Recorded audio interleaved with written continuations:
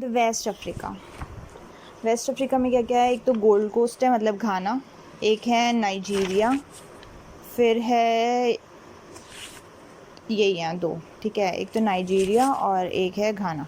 तो फर्स्ट है घाना. This was the first African state south of Sahara to win independence after the Second World War. This was achieved under the leadership of Kwame Nkrumah and his party CPP. CPP का full form है Conventions People's Party. The area underwent violent demonstrations, boycott of European goods, as well as organization of massive general strike in 1950. Nkrumah and other political leadership were sent to jail, but his popularity forced the British government to grant a constitution which provided for first votes for all adults, second an elected assembly, third an 11 persons executive councils of 8 which could be chosen by the assembly. The election on the basis of this constitution took place in 1951. The CPP occupied 34 out of 38 seats.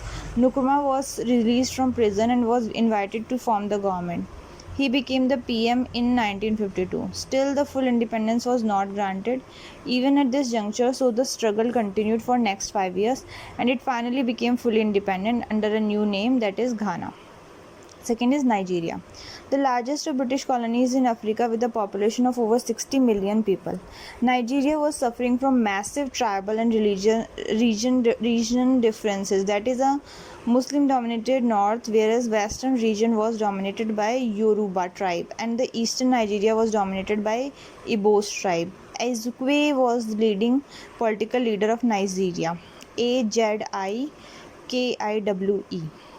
Okay, popularly known as Zik, organized an impressive general strike in 1945. Gradually, the pressure on the British government was mounted, which resulted into grant of a new constitution in 1954.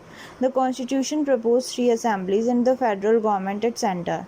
Nigeria was first given the right to self-rule and a complete independence in 1960.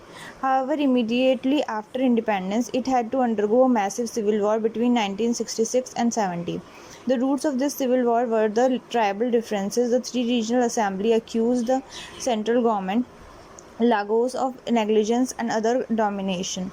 Problem was further compounded by an economic recession in 1964 when the prices rose by 15%, whereas wages reaches below normal level. It is in this background that a military coup was staged mainly by the Igbos officials in 1966. Feeling some prominent political leaders, the Igbos' involvement led to onslaught of Igbos in North Nigeria. The East Nigeria declared its independence from the Federation and became a free state called Biafra in 1967. An intense war between North and the East Nigeria started, wherein even the UN and the Commonwealth of African countries could not do much to restore peace. The East Nigeria finally had to surrender in 1970 and the unity of country was finally restored.